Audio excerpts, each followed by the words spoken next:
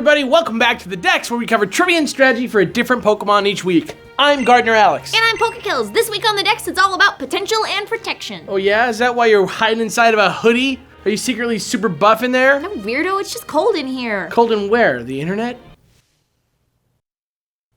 Right. Which is why we all need two things, protection and chivalry. And you know what that means? Sure do. Get out your tweezers and get ready to pull out some spikes. It's Chesnaught. Get out your tweezers?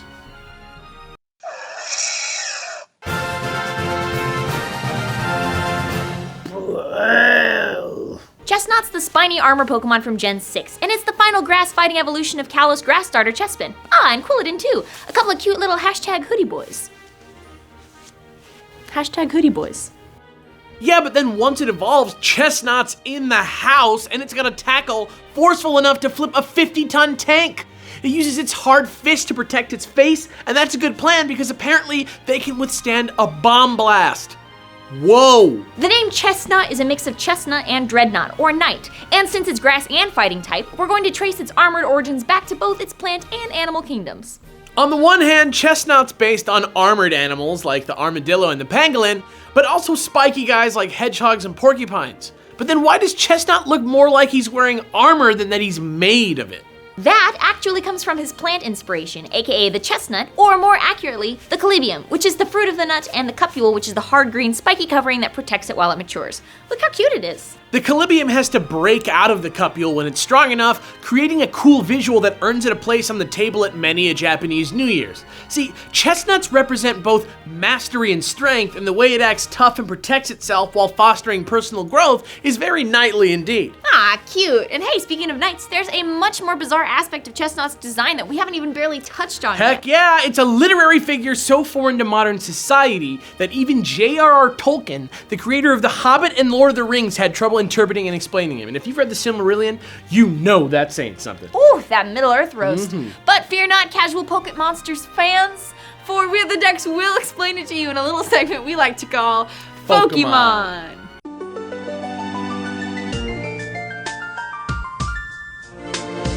The literary figure that Chesnaught draws inspiration from is called the Green Knight, and more or less, he's exactly what he sounds like, a mysteriously creepy knight from Arthurian legend who is literally green in color. Originating from the poem Sir Gawain and the Green Knight, and a related rhyming romance literally just called the Green Knight, he's known as Bersilac de Haut-Désert, or Breadbettle, and he's known to come and go from his lair in the forest. Most importantly though, and the thing that links him to Chesnaught, is the fact that the Green Knight is known to be a brutal judge of skill and tester of will.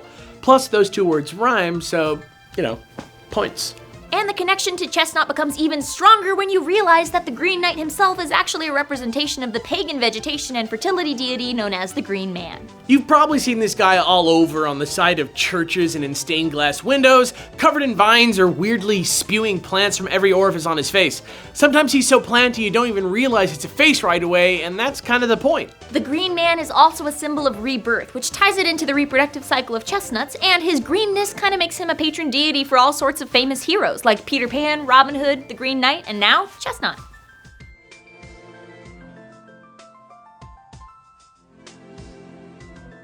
You know, I don't know what it is, but that Green Knight biz really creeps me out. Maybe it's the part that we didn't mention where Sir Gawain cuts off the Green Knight's head and he just kind of picks it up and walks out with it. Like, no big. Yeah, that's probably it. Anyway, we should probably Do some- yeah, we should just get on down into the Pokemon. yeah, Pokemon.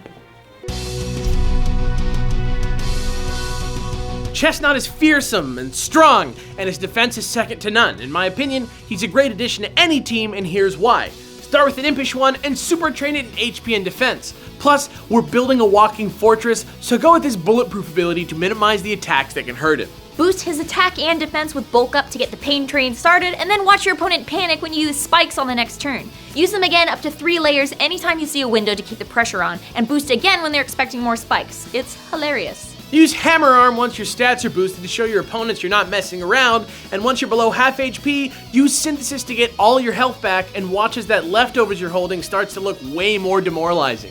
Just a solid guy all around. Love this dude. And that's it. Of course, that's not the only way to train a Chesnaught, so as always, here are a few random thoughts. Use Leech Seed instead of Spikes if you're less worried about mind games and more into staying alive.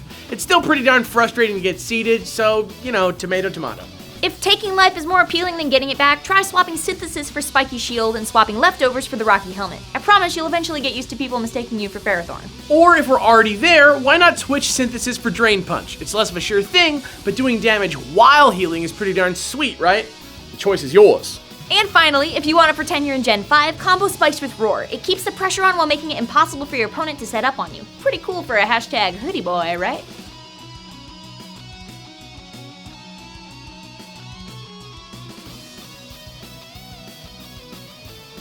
And that's it, Chesnaught. A big nutty knight with huge potential. Chivalry isn't dead, it just moved out into the forest and may or may not have a removable head now.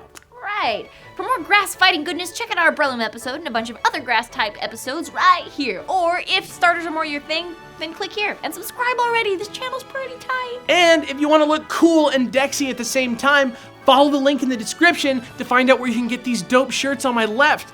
I'm Gardener Alex. And I'm PokeKellz. Tune in next week for another shape-shifting episode of The Dex.